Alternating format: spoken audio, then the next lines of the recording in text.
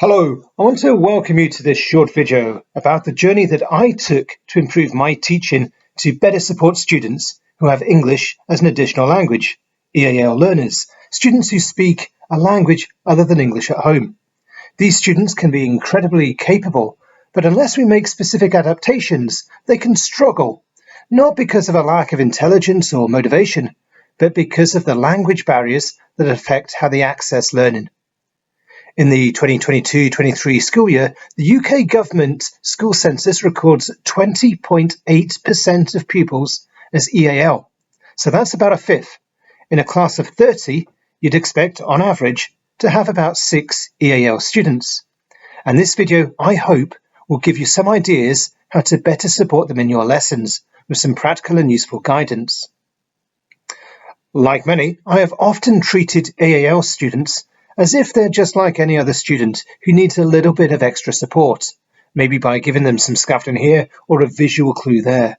We're all probably familiar with Sweller's work on cognitive load, and it may seem obvious that learning in an additional language increases the cognitive load and places a strain on the working memory. So reducing the cognitive load will help, but that by itself is not enough.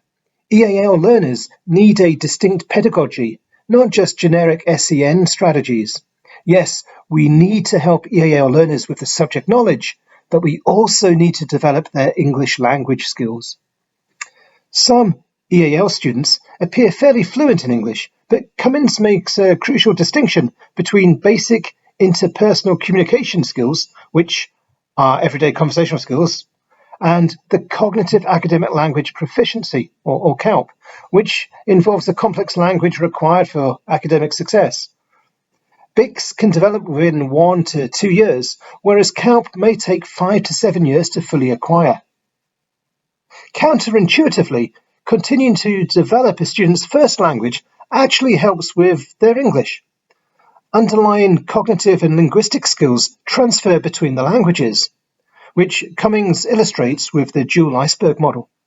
On the surface, we can see 2 separate languages, the iceberg peaks, but under the surface of these peaks, the different languages are interconnected. So a strong first language development actually aids the second language learning. This supports the threshold hypothesis, which positions that a certain level of proficiency in the first language is necessary for a successful second language acquisition. So encouraging a primary language is not just acceptable, it's beneficial. Beck and associates took this concept of language further, tiering vocabulary and phrases. Tier 1 words are common usage words like book and sit and dog. Tier 2 words are your general academic vocabulary, covering words like analyze and conclude, ones that could be used on different subjects. With the top tier, Tier 3 vocabulary, being subject specific. For example, in science, we use the word photosynthesis. Older EAL learners often lack proficiency in Tier 2 and Tier 3 vocabularies, which require explicit instruction. Cummins maps out the journey for supporting the language acquisition. EAL learners should move from easy and familiar tasks to hard and familiar tasks, and finally to hard abstract tasks. Cummins warns against doing easy abstract tasks like rote copying or colouring. The Bell Foundation summarised all this research with 5 principles of EAL pedagogy listed on the screen. And they helpfully suggest 25 evidence-supported teaching strategies on their website. However, I found these strategies helpful, but a bit disjointed. What EAL learners need is a specific combination of these tactics, deliberately applied in every lesson. It's a bit like trying to bake a cake with only one ingredient at a time. So I created a framework to help combine the ingredients.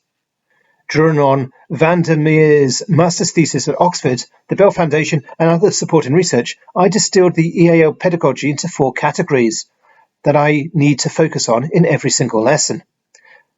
They're getting the student to read English, scaffolding the student's home language, using good teacher language, and allowing students the opportunity to use their English.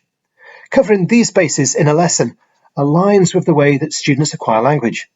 I systematically trialled all the Bell Foundation's strategies and great ideas across my lessons. I discussed them with colleagues and appropriately grouped the strategies within my framework. This created a planning framework I now use every lesson. It ensures that I hit all 4 areas in every class. So there's reading English, scaffolding the home language, using clear teacher language for instructions, and having meaningful student talk where they can practice using their English. So, for example, in one lesson, I would introduce Tier 3 vocabulary, followed by a definition exercise using English and bilingual dictionaries.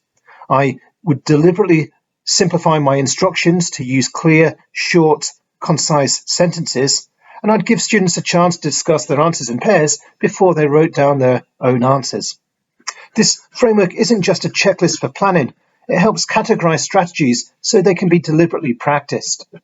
So, to better design lessons for your EAL learners, make sure your teaching allows students to read English, use their home language. You should model good language with clear, concise instructions, and give students a chance to actively use and practice their English. The Bell Foundation strategies are brilliant, and with this framework, you can combine them meaningfully, consistently, and sustainably. It's made a big difference to my teaching, and I hope it can help you too. Thanks for listening.